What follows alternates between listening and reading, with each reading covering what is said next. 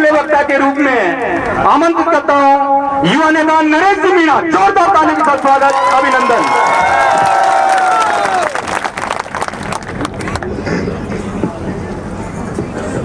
परम आदरणीय पूजनीय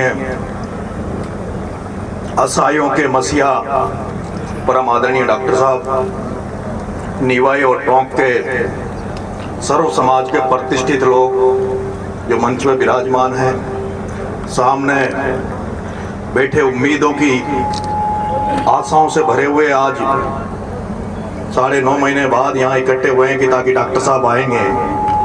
और आज निवाई के एक बेटे जिसने निवाई का नाम चारों तरफ किया था, उसने व्यवहार के दम पर, मिलनसार के दम पर उसकी हत्या हुई, उसको न्याय दिलाने आज डॉक्टर साहब आएंगे। उस उम्मीद के साथ आप सब यहाँ आए हो। 18 अक्टूबर को हनुमान की 9:30 बजे मौत होती है। उसको यहाँ प्राइमरी हॉस्पिटल में एडमिट किया जाता है।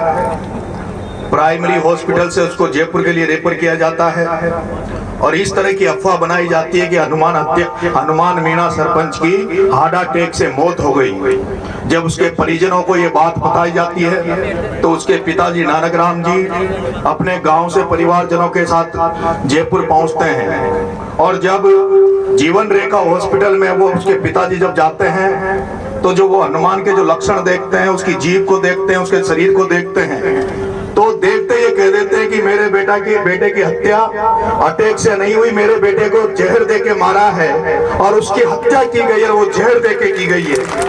और उसके बाद हनुमान को जो जीवन रेखा से वापस लाने वाले थे, वो जब उसके पिताजी ने ये शक जाहिर किया कि मेरे बेटे की हत्या हुई है, उसके बाद उसको एसएमएस हॉस्पिटल में ले जाते हैं। एसएमएस में उसका पोस्टमार्टम होता है डॉक्टरों द्वारा पोस्टमार्टम के बाद में उसकी एफएसएल के लिए जो उसके पार्ट थे बॉडी के वो भेजे जाते हैं। और 8 महीने बाद में एफएसएल की रिपोर्ट उसकी पिछले जून महीने में आती है। इस 8 महीने में उसके तिये की बैठक में भी हजारों लोग इकट्ठे होते हैं, दाह संस्कार में भी हजारों के लोग इकट्ठे होते हैं। और वो कारण था कि वो जिस तरह से उसने एक छोटा सा कारोबार चालू किया था, वो मिट्टी के मूर्तियां बनाता था, उसके बाद गीत गा के अपने परिवार का अपना भरण पोषण करता था। लेकिन वो गीत गाते हुए, काम करते हुए भी उसने इतना व्यवहार कमाया, इतना मिलनसार रहा कि उसको निवाई के लोगों ने उसको सरपंच बनाया। और उसके सरपंच बनने के बाद इसी निवाई के सभी लोगों ने उसको सरपंच संघ का अध्यक्ष भी बना दिया। और ये जो उसका सरपंच संघ का अध्यक्ष बनना, सरपंच बनना,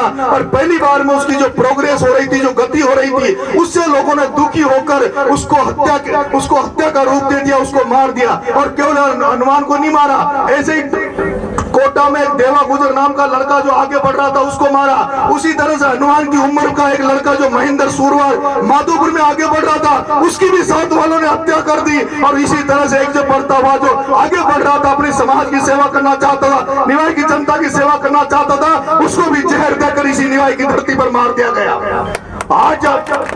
आज एफएसएल की रिपोर्ट आए 2.5 महीने हो गए।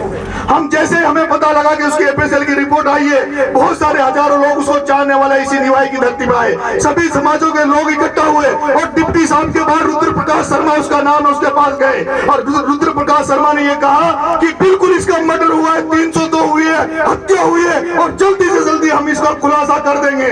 लेकिन उसने जो डिप्टी यही सुन रहा होगा, वो डिप्टी अभी मैंने देखा यही खड़ा था और वो ये कह रहा था रुद्र प्रकाश शर्मा कि 26 तारीख तक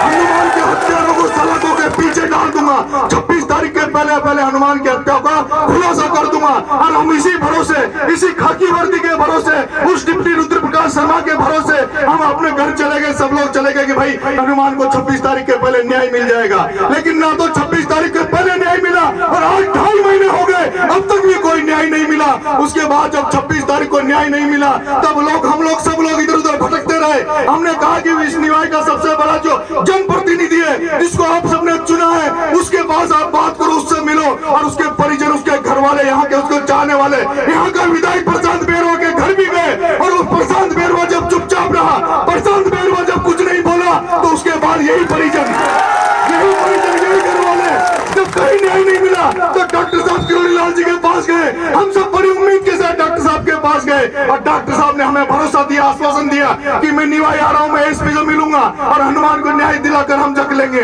लेकिन आपको पता है उसके बाद एमएलए ने खुद ने उनको फोन करके बुला लिया कि मैं भी तुम्हारे साथ हूँ, मैं भी तुम्हें न्याय दिलाऊंगा, मेरे घर आओ। और जब प्रशांत बैरवा के घर गए तो एमएलए ने फेसबुक पे डाली कि मैं डीजी से मिलूंगा, मैं हनुमान को न्याय दिला के रहूंगा, मैं दूध का दूध पानी का पानी करके रहूंगा। और जब हमने डॉक्टर साहब से बात की तो डॉक्टर साहब, लेकिन दुर्भाग्य डॉक्टर साहब, दुर्भाग्य इस निवाई की जनता का जिसने अपने एमएलए चुना वो विधायक आज दिन भी चुप है। उसका कारण क्या है हमें समझ में नहीं आता।